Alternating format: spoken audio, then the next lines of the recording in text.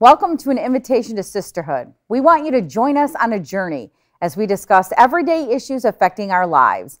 Women in the Bible and of Christian history continue to have an impact on the world even years after their deaths. We can learn so much from them.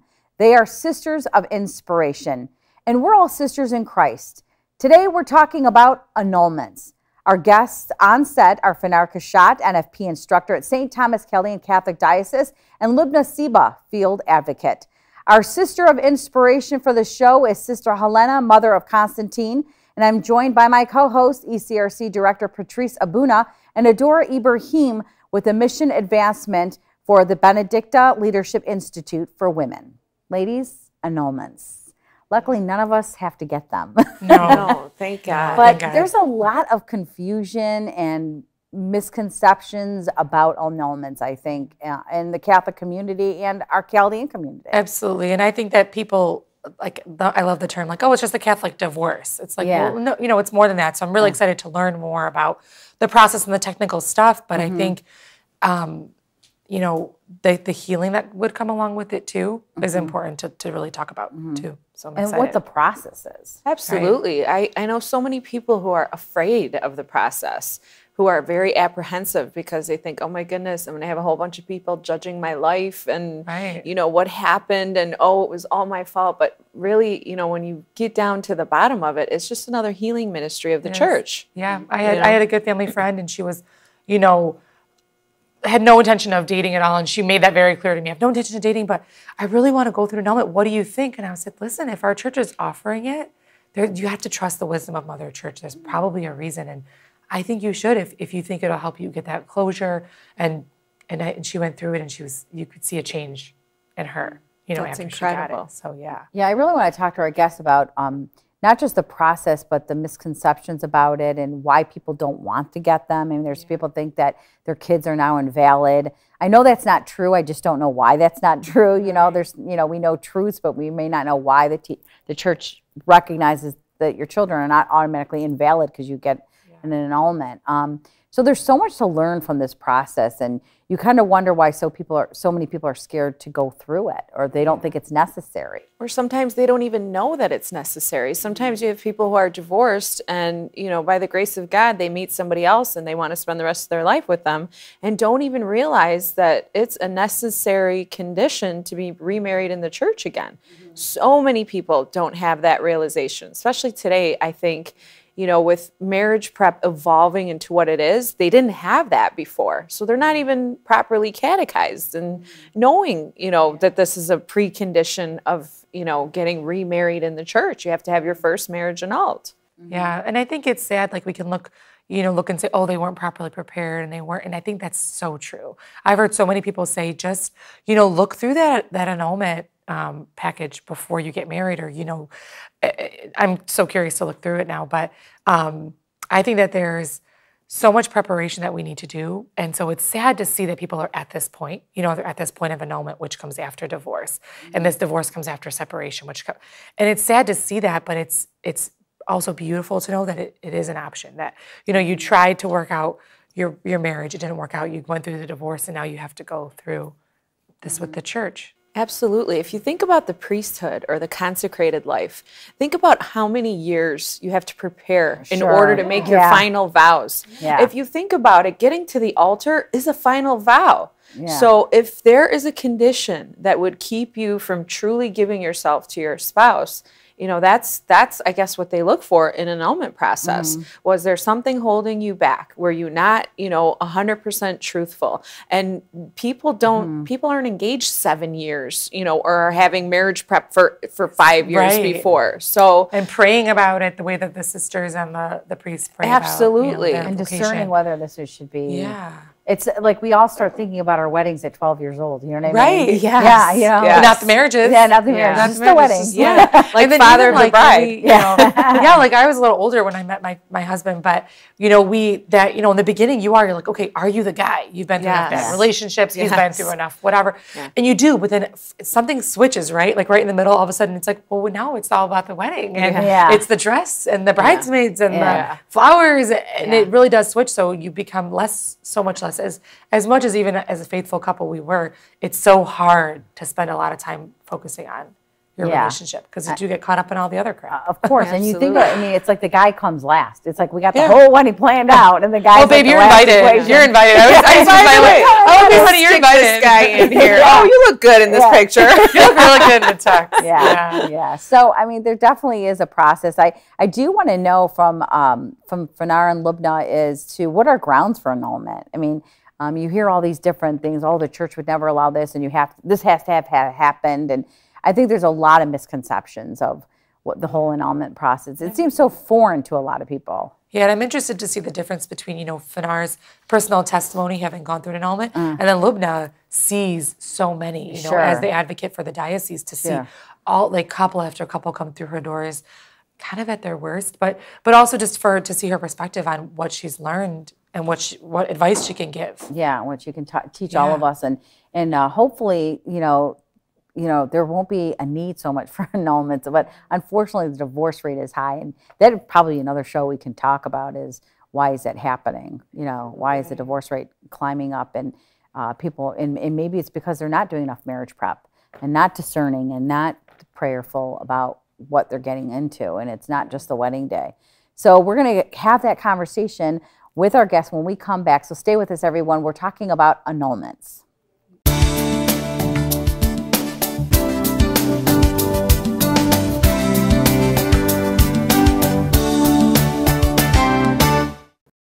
And welcome back to an invitation to sisterhood. We're talking about annulments, and joining us in studios, Fenar, Kashat, and Lubna, Seba. Thanks, ladies, for joining us today. Thank you for having us. So, Fenar, we were talking about earlier about the annulment process a little bit in our discussion, but tell us about your personal story a little bit, how you ended up getting an annulment. So I was obviously previously married, and my ex-husband filed for a divorce.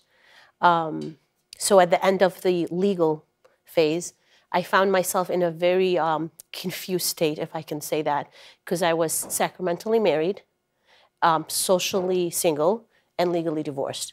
And it was very hard. I kept my wedding band on because I did believe in the permanence of the sacrament, but living day-to-day life and trying to figure out, what do I do now? Where do I fit? Of course, I went to Mother Church because she has all the answer. And at the time, I have completed a couple of years of theology, so I was already familiar with the annulment process and annulment teaching. Maybe not the process, but the teaching of the church. So I went to our diocese office, the St. Thomas Diocese, and I told them, this is where I am. And they gave me an application, and I started the process. The process for me, luckily, was only, I think, about 9 months. I'm going to guess because there were no kids involved, and I think the duration changes. But the process itself, and I tell people, actually, I'll tell you a story, then I'll go back to explaining it. A year after I got my annulment, I was at a women's conference, and they had, a booth of different vendors, and they had a booth of the tribunal of the Archdiocese of Detroit. And I went up to this guy, he was really tall, and I'm like, you work for the tribunal? He's like, yeah. It's like the one that handles the annulment cases? And he's like, yeah. I'm like, can I give you a hug? So I literally just hugged him, and I broke down in tears. And he's like, what? I'm like, thank you. Because, and I'm going to get emotional talking about it, because the process, I remember, was so painful. I would sit alone in my home, answer all these questions, and they're very deep, intense questions. But it was so healing. It's kind of like when you finally just open up all these wounds that you never took care of. And then as you go through it and as you work through it, and this is divine wisdom from Mother Church, it really brings about a healing. I mean, it's probably one of the most beautiful gifts that I've received from the church, aside from the gifts that we all receive typically. And Lubna, you get a lot of phone calls because you work for the diocese, and you get those annulment calls. So what are some of the calls that come to you? Are there typical questions that are asked about annulments? Is there a lot of confusion around it? Yes, a lot of confusion. So what causes more confusion is friends and relatives that don't know the process. You need to talk to somebody like Fenar who's gone through it. When people call, they want a Catholic divorce, and there is no such thing as a Catholic divorce. The annulment process, when there is a bond and a sacrament made, no man can break that. That's, it's a sacrament. The only thing the church tries to, and that's what I try to explain to every person that calls, is the church discerns to see, at the moment that you said your I do's, was there something missing that would have invalidated that I do? Okay? And so that's kind of what the process is. It's a healing ministry of the church, the annulment process. And that's how I look at my job. It's like, you know, you talk to people who are hurting, that don't understand the process. And sometimes the respondents, which in her case, Fenar was a petitioner, sometimes the respondents feel like now everything's going to look like my fault. You know, because okay. So one initiates. So there is so many, misconceptions about the process, and I think it's important that we talk about it to, like, in settings such as this, so that people are more familiar with it. And it's like she said, Fenar, I think it's important to get it done, but you have to be ready to do it. It's not. People call, they're not even divorced yet, and they'll call and say, when can I get an annulment? I'm like, well, are you divorced? And they say, no, I'll be divorced in a month. Well, we don't talk about annulments until you are complete. The church is not in business to divorce people. And as a matter of fact, personally, when I talk to people, I always say, this is very final. Are you sure you want to do this? Because, and there's people who have gone back and not filed. Because maybe either they weren't ready or they felt like it was going to be too final. So it is a healing ministry of the church, and I think it should be handled that way. Lubna, I love that you say it's a healing ministry, and Fenar, I love that you say that it was a healing part of your journey. For some of the people that may still be really apprehensive about it or afraid, what would be your advice to them as far as some of the first few steps they could take? So what's interesting, especially in our culture, we're very close to culture, like you said, family and friend always have something, is there is a stigma of divorce. And especially at the time that I got divorced, I really felt alienated by almost everyone I knew except my immediate family. So you're already in torment, right?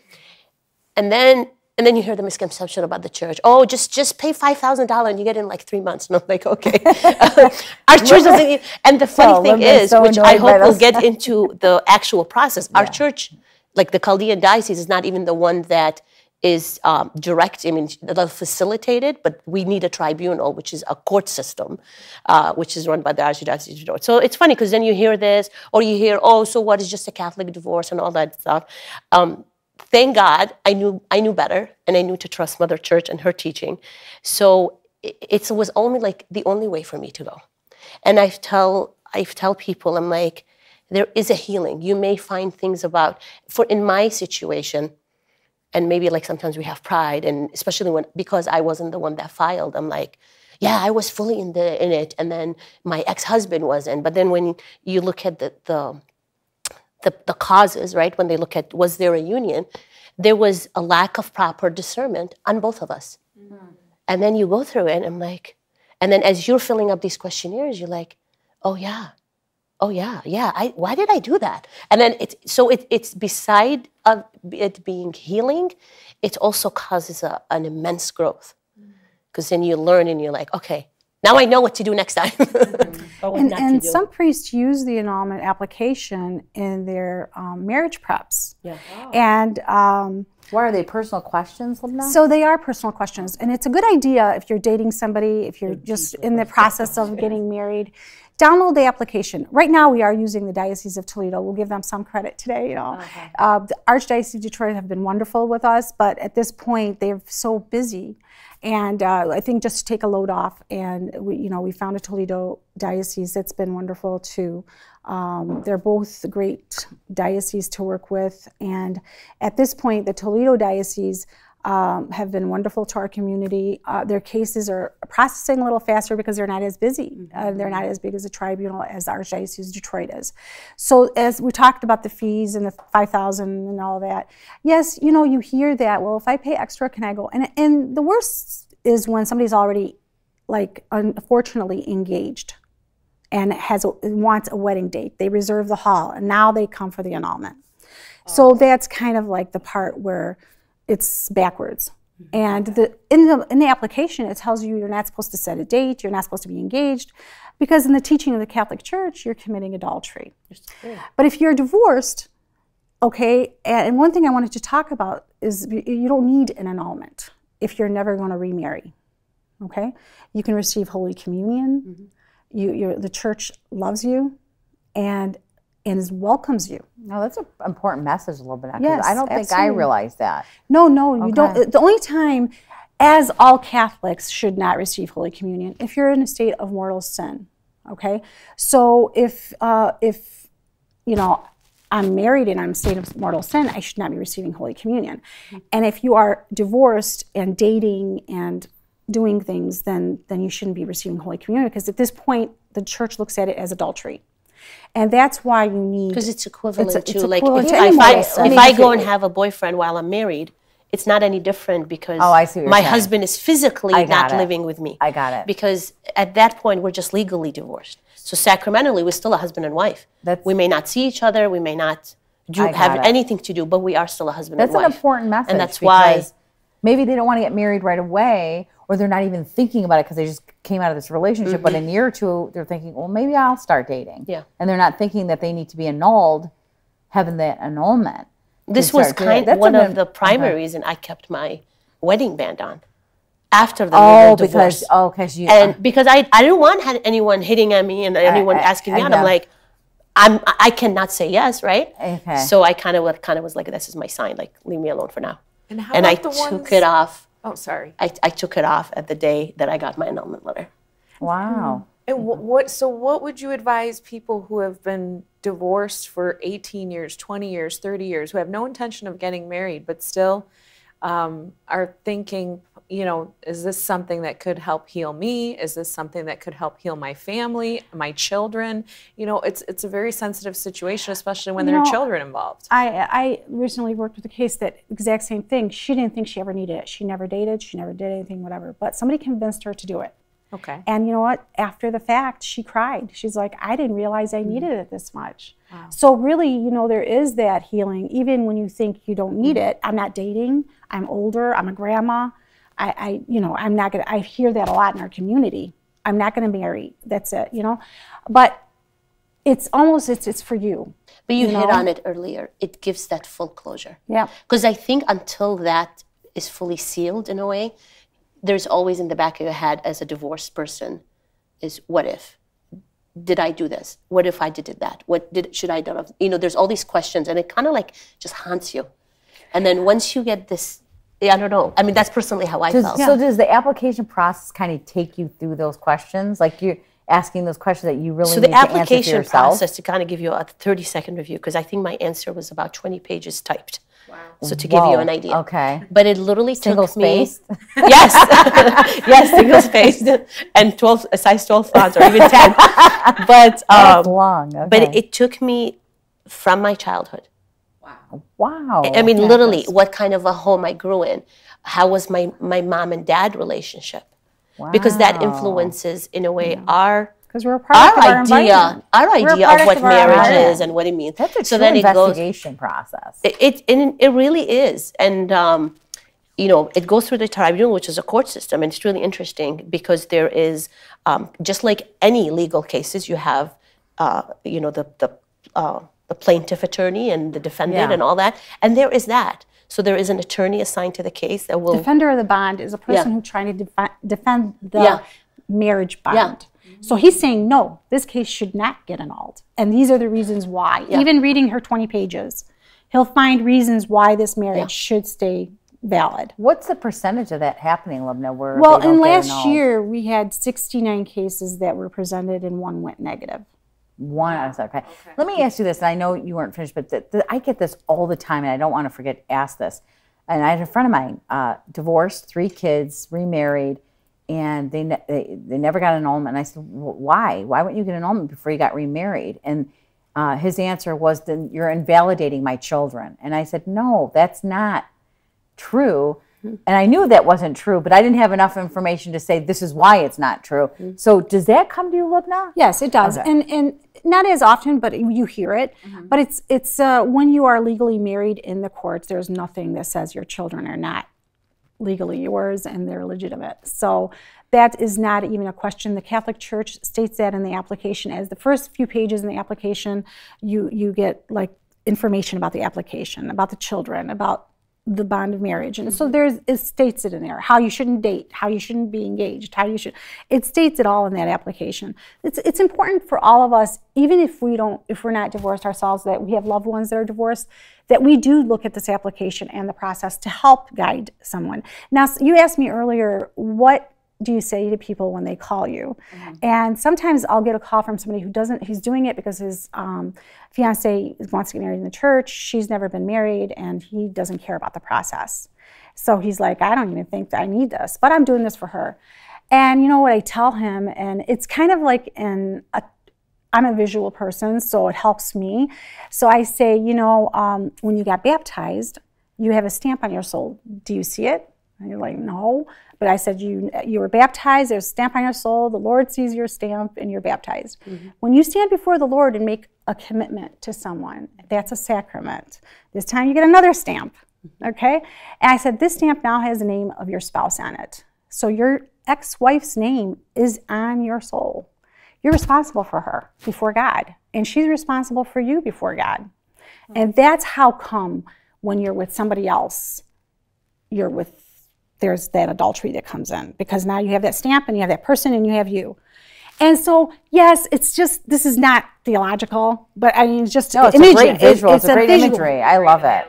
Yeah. And you know what? When they hear that, they get it. Yeah. I mean, and I didn't come up with this. I heard this. I heard a priest say this, and I've used it to explain it to other people. And I think that it's very important why people know the importance of the annulment process, And they say, well, all the churches are the same. That's one thing that you hear.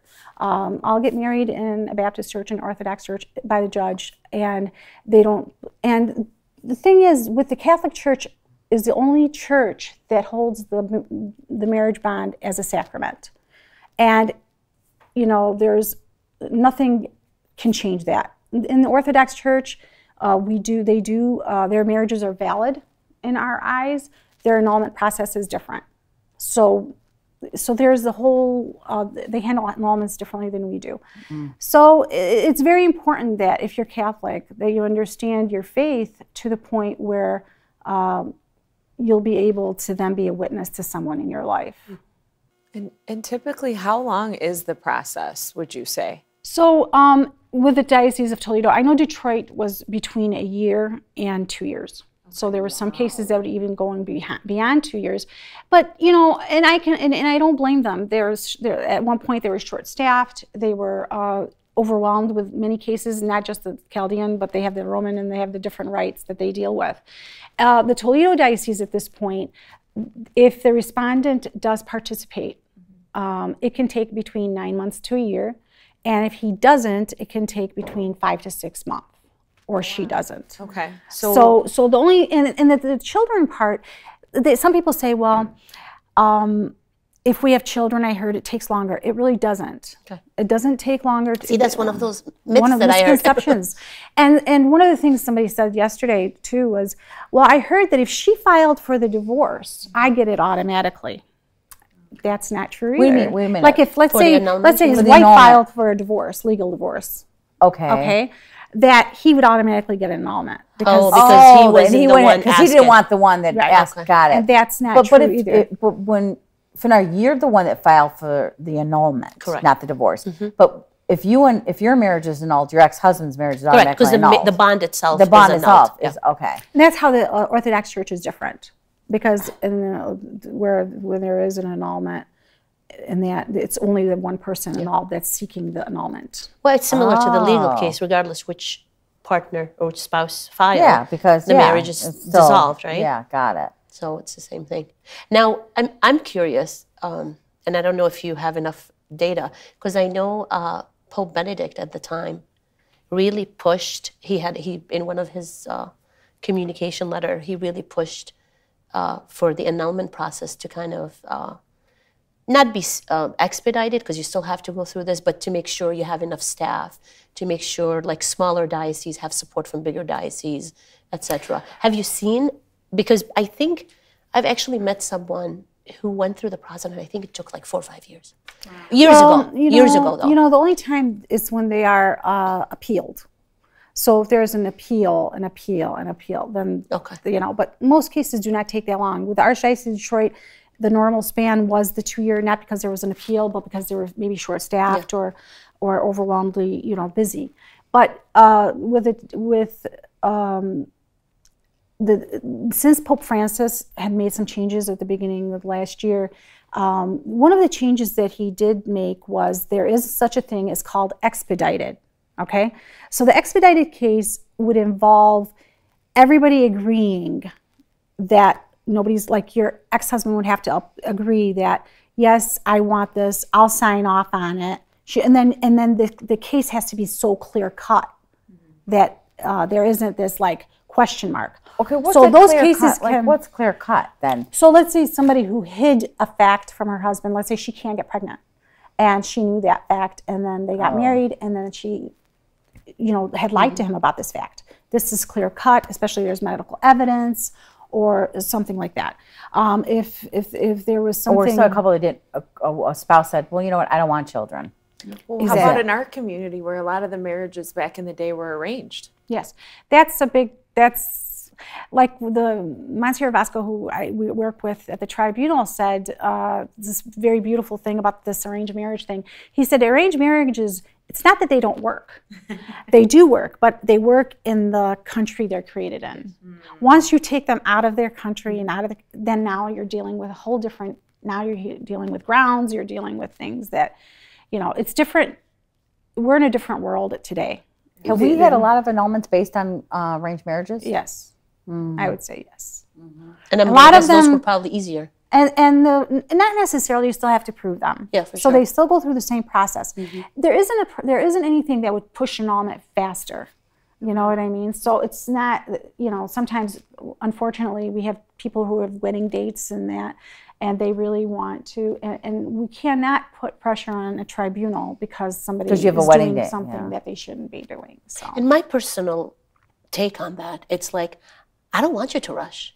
I really want you to, like, especially if, as faithful Catholic is, I don't want you to just look at this and give me a signature. I really want you to study it and, and assess it, and exactly what you said. That's important. Yeah. You don't want you know, marriages to be dissolved when they're really meant to last. Yeah. Because imagine the people confusion. break up and people get closer together through this process. Yeah. Really? Yeah.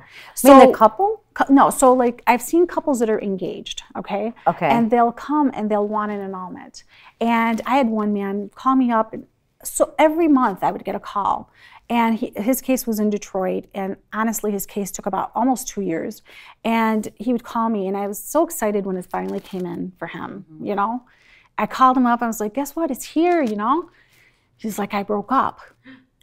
No. Yeah, so the process, like she said, 100%, Fenar is right, that this is not necessarily, let's rush through this. Bishop Francis said the same thing to me. He's like, this is not about let's get this done. This is about sometimes them waiting is a good thing. There was another couple whose relationship and bond became even closer through the process. Their case also took almost 2 years. And at the end, they became so close. She said, this process has brought us closer together. So the waiting, and I know it sounds horrible for some people because they're, you know, and I understand in some cases you feel bad, you know, I wish I could help, but then sometimes the waiting is always good, you know, it just.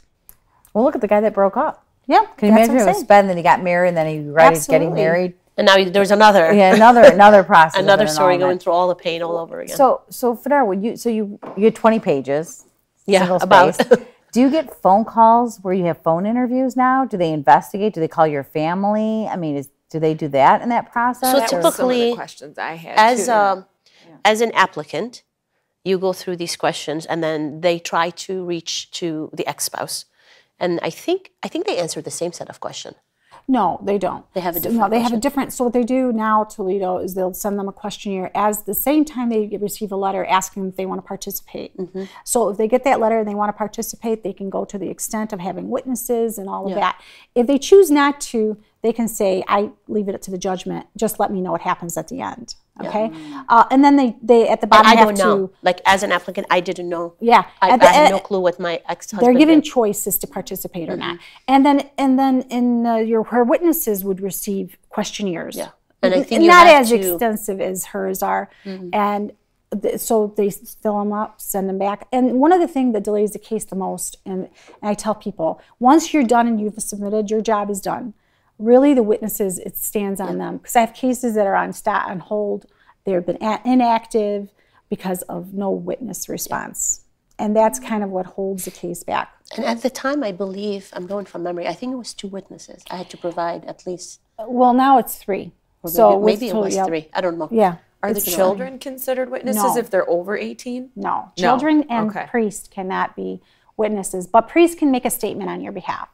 But cannot be witnesses. When you say witnesses, explain that to our viewers. What are they witnessing? Like, so, a witness doesn't have to be somebody that witnessed anything. It could be a sister who shared something with you, and through the like 10 years of her marriage, she would come to you and tell you, or she saw bruises, or she saw evidence of his drugs, or whatever. So she would testify almost to your story. I'll quote. Unquote. So your story, Fenar, 20 pages, and then her witnesses kind of have to, they'll be asked questions, and these are professionals looking at this. They're judges, they're priests most of the time, and they discern who's telling the truth, who's not.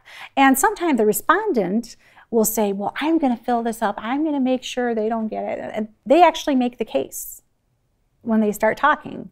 So in a respondent in any annulment case really cannot stop it. They can appeal it, but everybody has the right to be heard. Is there a psychological aspect to the questioning? Oh yeah. Yes, and they're repeated different ways. You know, and so then the people that are obviously looking at the answers or the response, are they psychologists, psychiatrists? No, most times the judges are priests. Oh, okay. Yeah, most of the time. They're not all the time, but the ones we're dealing with now are priests. So typically when you say tribunal, is it made up of men and women? Is it 5? Is it 9? Is it? Yeah, so it depends on how big the Diocese of Detroit is huge. So at one point I heard they had like 8 judges. Oh, wow. So at one point they had 3. So really, it depends on, bringing up the cost of the annulments and the 5,000 and all that. It's really, which is not true, viewers. No, not at all. I was going to make that case. Because there's a fee. There's a fee that is because there's people that actually work and it's their job to do paperwork. And it's really nominal if you think of it. Yeah. Because it's administrative fees. Yeah. And in our diocese, in our tribunal, we don't charge. The fee that we charge is what the diocese charges the petitioners. Yeah. And there are fees involved with the respondent, too, and it's only fair because 2 people were married, right?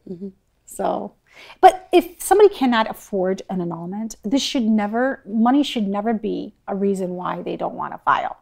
I just want to make that very clear because it's not about healing ministry of the church is not about money, and I think that if somebody cannot afford an annulment, they should call their local tribunal and there are grants and stuff for that.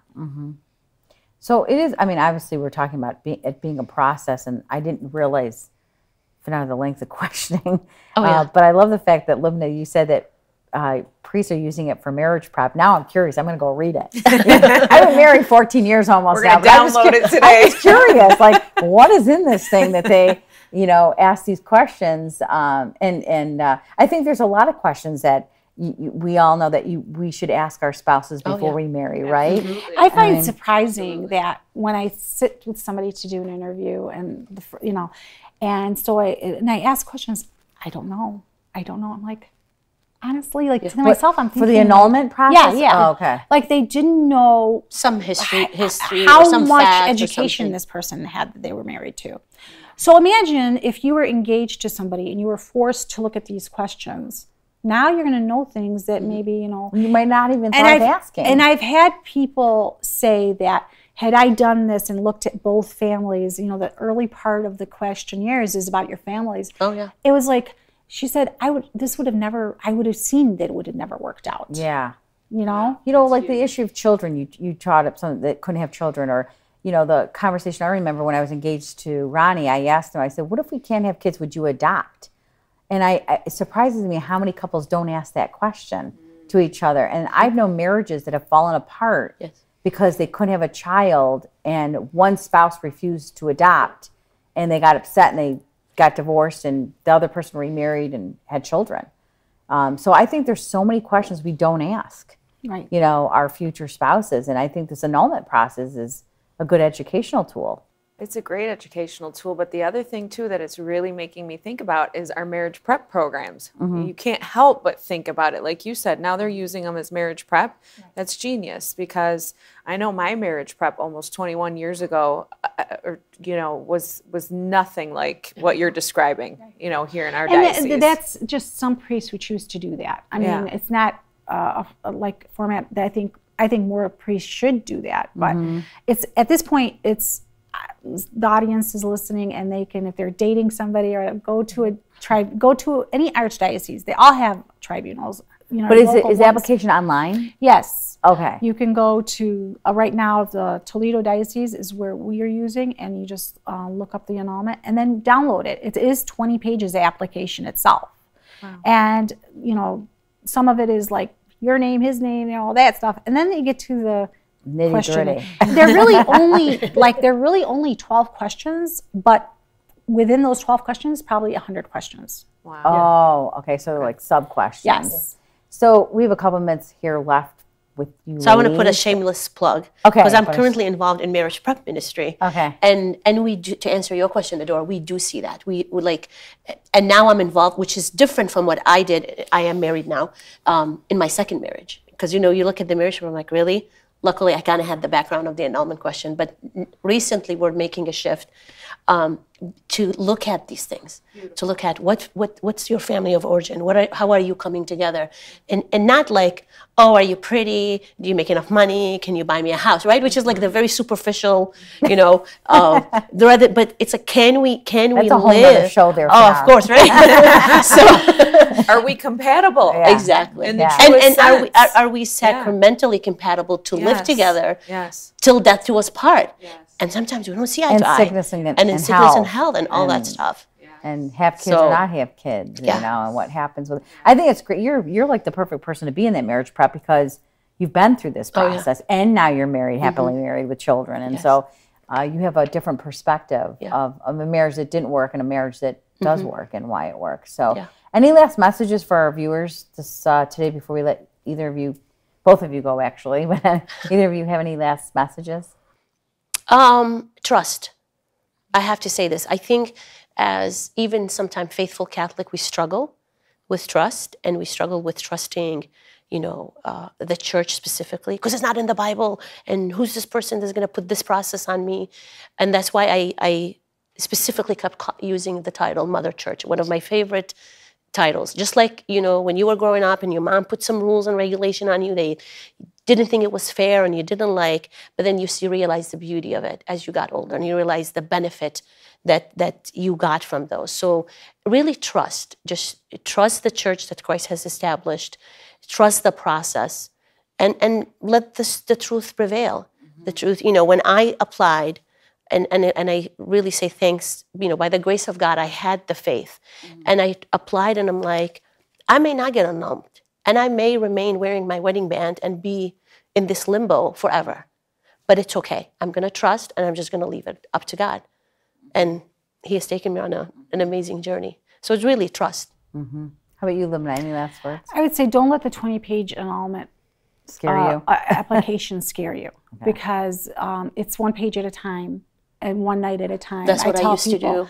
Yeah, and you know what? If you're a procrastinator, it might take a year, and if you're not, it might take a week. I've had people do it on the weekend, and send it to me by Monday. And you know what? So it's just don't let it scare you. It is a healing ministry of the church, and we're anybody has any questions, feel free to call the diocese. People like Fenar who have gone through it. Oh, gladly. You know, and it's really, you'll find peace. And that's what the bottom line of our faith is. We're searching for that peace. And until you have that peace, you can't give it to others. Well, thank you, ladies, for joining that wonderful conversation with us. A great way to end the show. And you stay with us, everyone watching. We're going to continue with our pledges.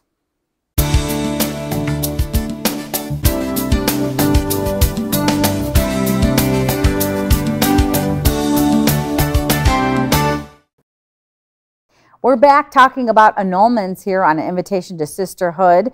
And what a great conversation. Lubna and Fenar shared so much about that topic and so much I learned that I didn't know. Yeah, I was sitting off set and just enthralled. You know, so I'm really glad they were able to share, especially, you know, Fenar with that personal testimony. I mean, how brave, you know, to get up and talk about it. But And Lubna with such insight on the misconceptions, the phone calls that she gets, and people don't even understand the process. And I didn't realize the Catholic Church was the only one that did annulments the way that we did them. Yeah, you know, I was actually talking to a woman recently that's divorced, and she was looking for a divorce ministry. There wasn't a lot offered in the Catholic Church, so she ended up finding a non-denominational one. And she said when she went, she asked them about annulments, and they said, "Oh, you don't need that."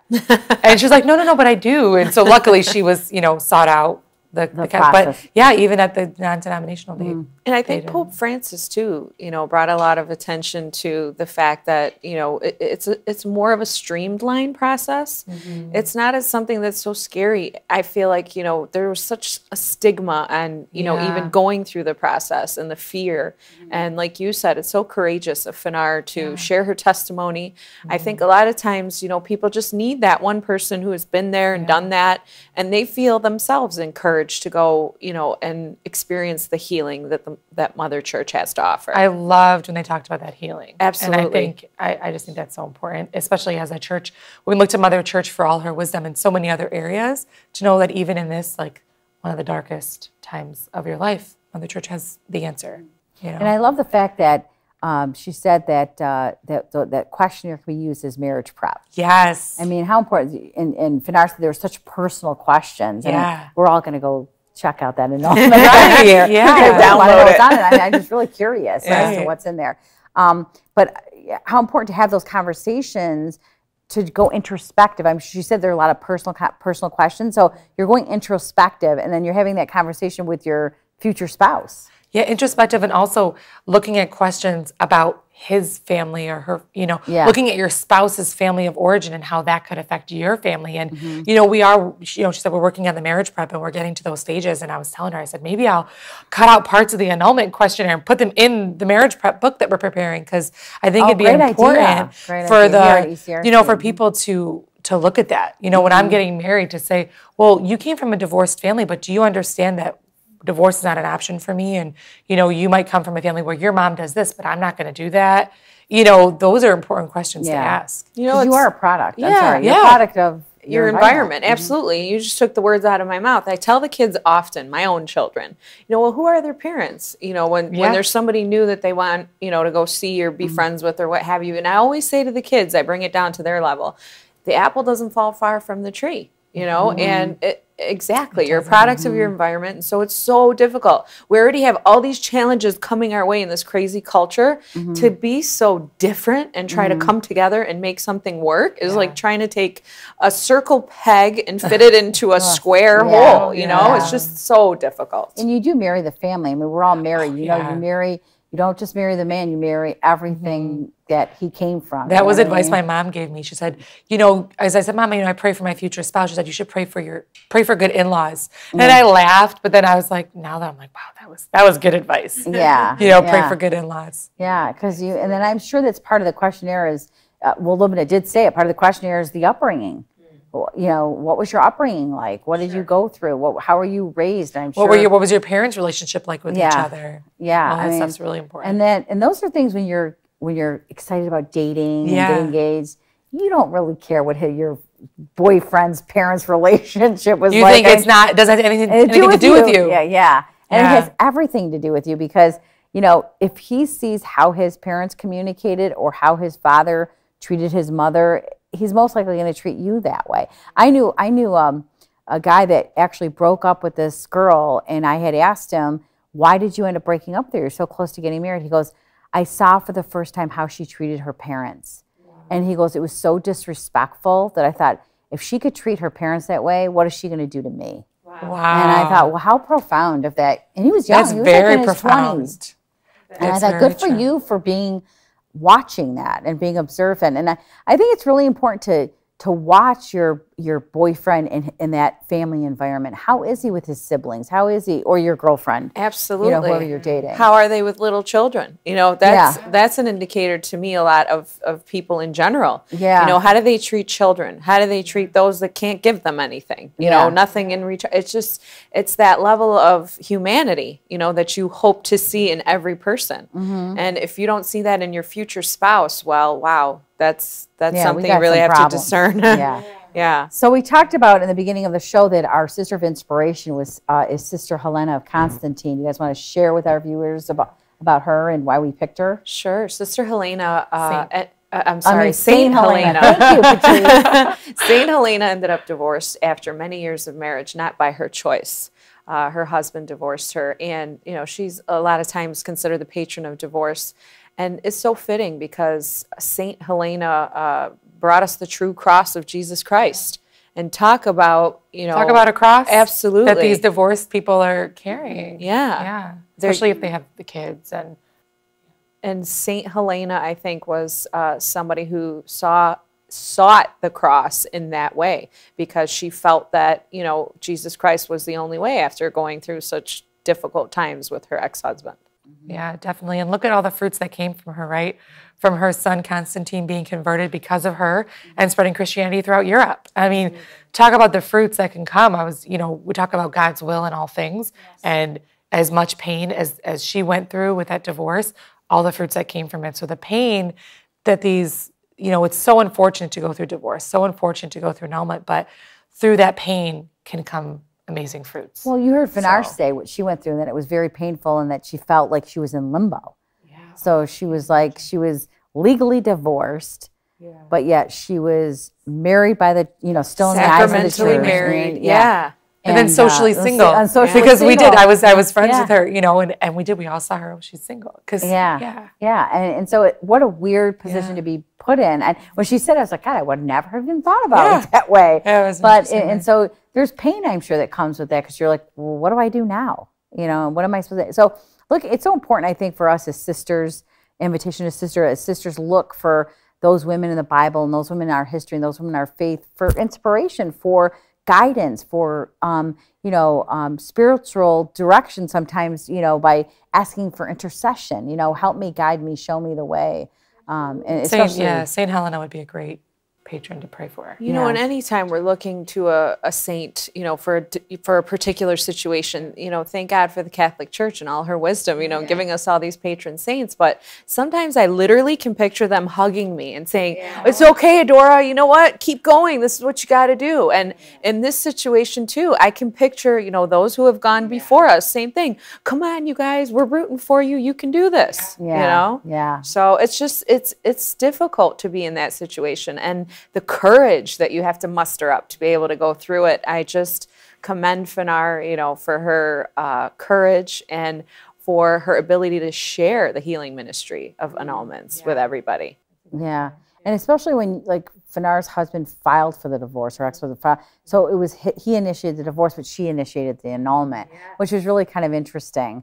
The focus on that. So I hope everybody here, you know, our viewers found this very interesting. And it was enlightening to me. Very, enlightening. And thank God that, you know, we're not going through, but we pray for anybody that is. And if you're in that situation where you are divorced and want to get remarried, or maybe you don't even want to get remarried, but they said that the healing process is so important. So, to encourage others that you might know in your life to seek that healing. Well, that's going to be part of our pledges. Yes. So thank you, everyone, for joining us, and stay with us as we share with you, as always, our pledges. I pledge to dispel the myths of annulments when I hear them. I pledge to encourage people to seek the healing process of annulments. I pledge to pray for people who are struggling in their marriage.